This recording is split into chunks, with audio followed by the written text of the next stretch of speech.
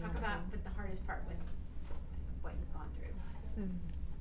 For me, the hardest part was the security that I feel like that this diagnosis stole from me and from my family. Um, I think that we're all pretty selfish by nature, but you don't really realize how inward you turn, or how inward you're going to need to turn whenever something like this happens. You're looking for trust, and for me, that was my husband, and I looked um, to him more than once for to just to check, am I going to be okay? Are we going to be okay? Um, and it also takes. I remember sitting in bed, and I was probably mid chemo, and I just could not imagine doing. And this is not in my nature. I couldn't imagine getting out of bed to do anything. And he's like, "Hey, you want to go to Target?" And I was like, "Absolutely not. I can't go to Target." And he's like, "Well, how about we start with a bath?" And for the first and only time in my adult life, I had to have help to get into the bath. And after the bath, he got me dressed. He took me to Target. I was a wreck, but afterwards, I felt better. And I think that that's where it came to, for me, to a head that, like, I wasn't going to let this take any more than it was absolutely necessary.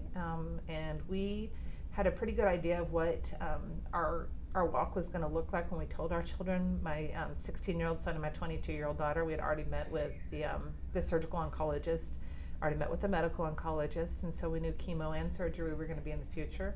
But having to tell them that their mom was in danger, that's not. Like, it's our job to protect our children, right?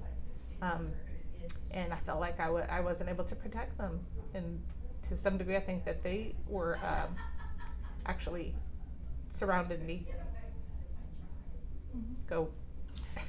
My son was 14 when I was diagnosed, and so it was, and I'm a single mom, and so I think that definitely same thing. And Candice and I talked a lot about that after her diagnosis, and I remember her messaging me a few times late at night saying, "What am I saying to my son? Like, he's acting like this, or what do and a similar age range at the time, and the idea that I might leave him, that I didn't know what my diagnosis or what my outcome was going to be initially. And it's in that beginning, for me, it was late at night in bed alone, when the tears would come. And I remember, just praying and saying, Lord, make this have meaning. If I'm going to go through this, I need it to mean something. Like, and I need to know that my son's going to be okay. Like, and you just don't, as a parent, you just don't want to think about those things. You don't want to think about that this could happen, or that he's going to have to go through this. And I tried to be really sensitive to him too, and I didn't want him to see things that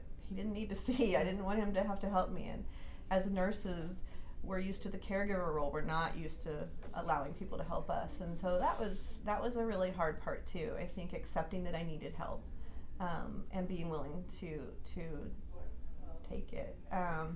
Lots of people offer, but so many times I think as moms and just women in general and as nurses, we say, no thanks, we're good, you're good. We weren't good. Right. Like, we needed help, and being able to say yes to that. And thankfully, I had family and I had friends that provided that and were able to come in and do things. And then now we do it for each other. Now you help each other with that. And there's a reason, because you need it, and you need to be able to say yes to help. You need to be able to accept that. But don't you think that our boys are better men for it? They are amazing men now because of it. Absolutely. I think so too. We both were at an event last night for cancer benefit, and I was telling Candice on the way here, my son doesn't say much anymore. We're going on 5 years, and he's just kind of like, she's talking about a breast again, so he kind of, he's like, whatever, Mom, she's wearing pink, here we go. And he goes to all the races with me, and he does all the things. And but he gives me a little extra hug. And I told her, I said, the hug was a little tighter last night after, seeing me on stage and hearing all these stories all night long about maybe people who didn't have the outcome that I did. And so I think it's not something he necessarily talks about to me anymore, but it is certainly something I know that he internalizes a little, and then I get a bigger hug. I think he's more sensitive to people in general and to cancer patients, and he understands the importance. And I think down the road, he's going to make this awesome husband, that if his wife ever has to face something like this, he's going to be on it, you know. And so she might get a mammogram early just cause. You know? Right. I think James is going to be the same No, way. I think so 100%. Yeah. And I think the advantage that James had was that he saw how his father, you know, Yes. cared for me during that time. Mhm. And he pays close attention. He doesn't, you know, Say it. doesn't say it, doesn't make notes. He certainly acts like a 16-year-old young man, but he pays close attention to his dad. yeah. And so, Your husband has set a high bar. yeah, he has. He's a good guy. I'm a lucky woman, with exception of And he's breast cute. cancer. And he's cute too. He's not bad looking. No, he's not. Yeah.